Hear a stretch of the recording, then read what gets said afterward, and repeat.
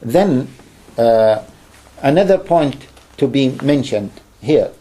See, all what we asked for as Muslims, all what we asked for is parts of Muslim personal law to be integrated within the British judicial system. This is all what we have asked for.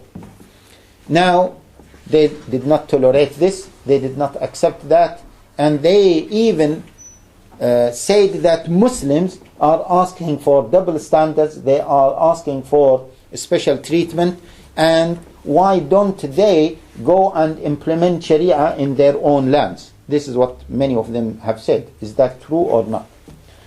See, we are British citizens, and we are asking for this right, and we are not asking for changing the whole British system, the whole British judicial system, leave alone asking for a change of the constitution, okay, in Britain. Yet, that was the reaction that we received. Imagine the other side of the story. They are going to Iraq. They are not Iraqi citizens. They are not Arab citizens. They are going to Iraq, and by force, by slaughtering people, by shedding the blood of the Iraqis people, in order to change the whole system upside down. And they are claiming that they are doing a favor for the Iraqis and they are doing a favor for Muslims. Have you noticed this double standard and strange way of handling things? And this really reflects that it is not a matter of values, it is a matter of arrogance. It is a matter of arrogance. We believe that, or they believe that they hold the truth, so they are free to do whatever they want. But others, when they believe that they hold any part of the truth, they are not free to do anything they want, even through legal ways. This is another thing to be said. Moreover, we would like to say that this row really revealed the amount of ignorance so many British people do have. How? In so many, in the report or in the documentary presented in the last Sunday about Sharia, we clearly said that we don't want Sharia in full to be implemented in the UK. And Dr. Sahib Hassan and many other people clearly said that we don't want Sharia to be implemented in full in the UK. And in one of the interviews in Times Online, they interviewed Sheikh Sahib last week or the week before, and he clearly said we don't want Sharia in full. Means stoning the adulteress, cutting the hands of the thieves, etc., etc. We don't want that. We are not asking for that because this is a non-Islamic country. This is not a Muslim country. Once it becomes a Muslim country, then the matter is different. Now, if you see the comments of the people, what do they say? They have neglected that. And they started to comment about what? Cutting the hands, chopping the necks of the infidels, stoning, adulterers, and so on and so forth. What is this? What this, if you think about it, is just prejudice.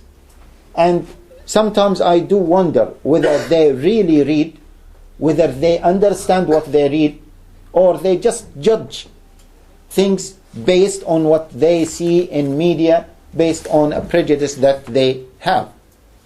This is something that is very strange. And they always accuse Muslims of having this prejudice. They always accuse Muslims of not thinking of what they read, being superficials, not having deep thinking, etc., etc., and even not intellectuals.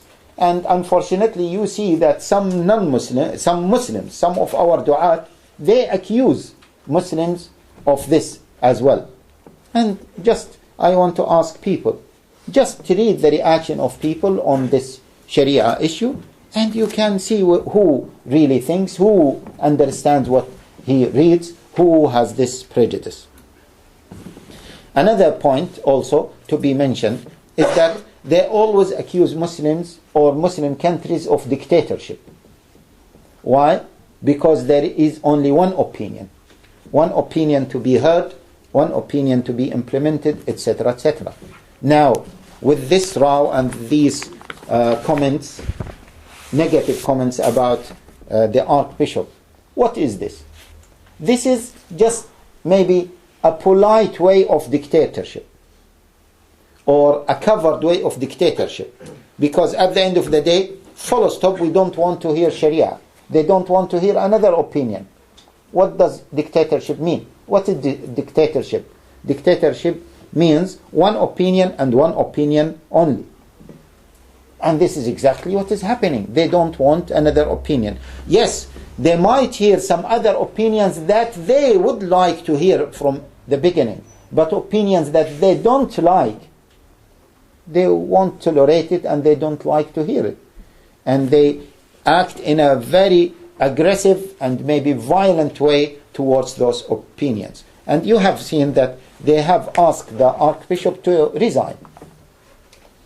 What kind of dictatorship is this? And even, they are trying to play with words. Like, for example, the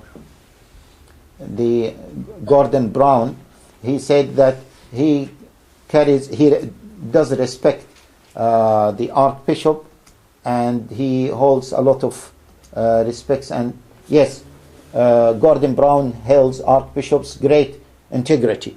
So it means as if the Archbishop committed a major sin, but still we respect him.